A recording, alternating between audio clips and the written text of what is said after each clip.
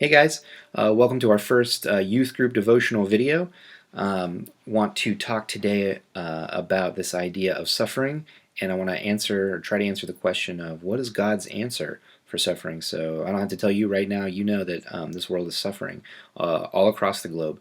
People are getting sick, and people who aren't getting sick are stuck inside and they're fearful and anxious about what's coming and if they're going to be safe or what about their loved ones. It's just kind of a really crazy time in our world right now. And so there is this book in the Old Testament, the book of Job, and it's all about personal suffering. And it asks the question, why do these things happen to us? And so I think if we look at this book a little bit, we can maybe get some answers as to what God has to say about suffering and what is his answer for it. So if you know the story of Job, you know that there was this guy named Job. He was a servant of God. He was very wealthy and he was a really godly man.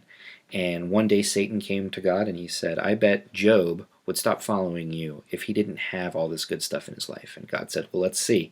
Go ahead and do whatever you want and to Job, and we'll see what happens. You just can't kill him. So Satan does everything. He takes everything away from Job, his kids, his wealth, his house. And then he also brings this terribly painful disease to Job. And in the midst of all that, Job is sitting there, and the book is made up of these conversations of him asking why. And he's got a couple of friends who come by and they try to explain why this is happening to him. And then ultimately he starts asking God, why did you do this to me? We relate to that, right? When bad things happen to us, we start to ask God, well, I didn't do anything to deserve this. What's going on? And God answers Job right then and there, and he wants to remind Job of something. And so he comes to Job and he says, Job, I'm going to start talking to you now. Now you want some answers, so hear what I have to say. And he starts out by asking Job some questions. And he says, Job, were you there when I created the earth? Job, were you there when I put the sun in the exact spot it has to be so that there can be life on this earth? Job, were you there when I created the animals? Job, were you there when I made the ecosystems? Job, were you there when I made the body work the way it works? When I made antibodies work to fight viruses? When I made all this stuff that we don't even have all the answers to even today? Were you there when I set all that up? And Job, of course, has to say, no, I wasn't there. And God's point is, God is in complete control and he is all-powerful. And so he knows exactly what's going on and why it's going on. And Job needed to remember that he needed to remain humble throughout suffering. Suffering causes us sometimes to start to feel prideful. We start to say, I didn't deserve this. I didn't do anything. There is absolutely no reason why this should be happening to me. And we might not ever be able to figure out reasons why we suffer, exact reasons. But God wants us to remember that we need to be humble instead of proud in those moments. We need to remember that God is doing something.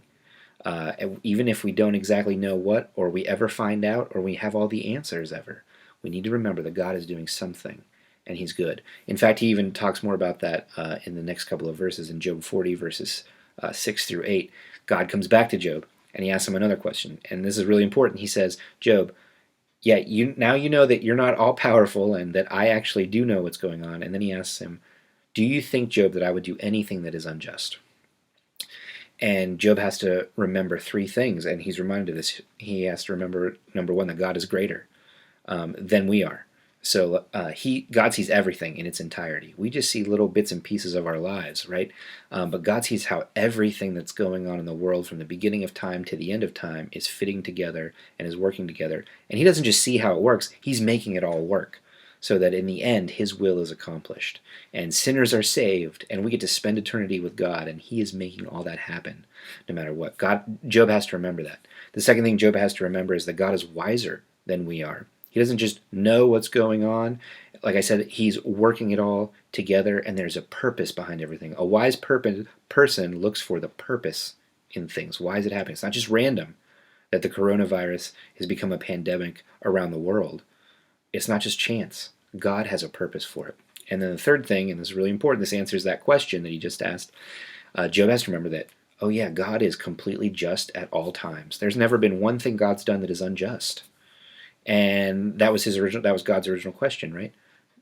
Do you think I would do anything towards you that is unjust? And the answer is absolutely no. God would never do anything unjust. He can't. He cares so much about justice that he commands his people in his word to stop injustice, to always find justice for everybody. That's what we're commanded to do, and that's how much God cares about it. So after God asked those two questions to Job, then a couple chapters later in Job 42, Job is left with this response, and I want to read it for you. Then Job replied to the Lord, I know that you can do anything, and no plan of yours can be thwarted. Surely I spoke about things I did not understand, things too wondrous for me to know.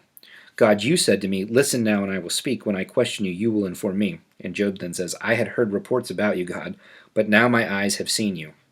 Therefore I reject my words, and I'm sorry for them. I'm dust and ashes. What Job has come to realize is that before he's gone through this time of suffering, he thought he knew everything there was to know about God. But now he realizes that there was something to learn in the midst of suffering, that he now knows more about God than he ever did before because he's had to rely on God in ways he never had to rely on him before. So God's answer to suffering, at least in the life of Job, and I think we can apply it to our lives, is that we need to realize, well, first we need to stay humble, and the second thing is we need to learn what God has for us to learn in this time. So look back, see what your life was like before this happened, and now realize, what is God trying to tell you now that you have a minute to take a break? Now that everything's kind of put on pause, what does God want me to see? Maybe God's trying to get some attention, some attention from people we've just been so busy. Maybe we just haven't had enough time for God, and now we have a lot of time. So what do we need to learn? Or maybe now we have an opportunity, a golden opportunity, to share the gospel with people. People are hurting. They're scared. They don't know what to do. They don't know what the future holds. But you and I as Christians, we know, right? We know God is in control, and we know he's always working to the good, and we know that this isn't the end. We don't have to fear virus. We don't have to fear suffering. We don't have to be afraid of all these things because God has got the victory for us through Jesus. So what is it that we need to learn in the midst of this social distancing, in the midst of being quarantined, in the midst of this pandemic? What is it that Christians need to do to help others see Jesus?